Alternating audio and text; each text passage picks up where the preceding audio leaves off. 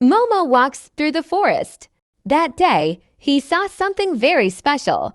There is a golden banana on the side of the road. As if to say, "Eat me, Momo." Momo immediately took it.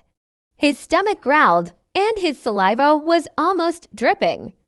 But suddenly, another monkey came. He stared at the banana with hope. "Can I have a taste?" he said. His stomach was hungry, very hungry. But his heart.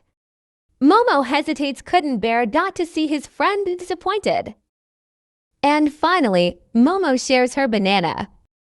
Because sometimes happiness is sweeter when shared.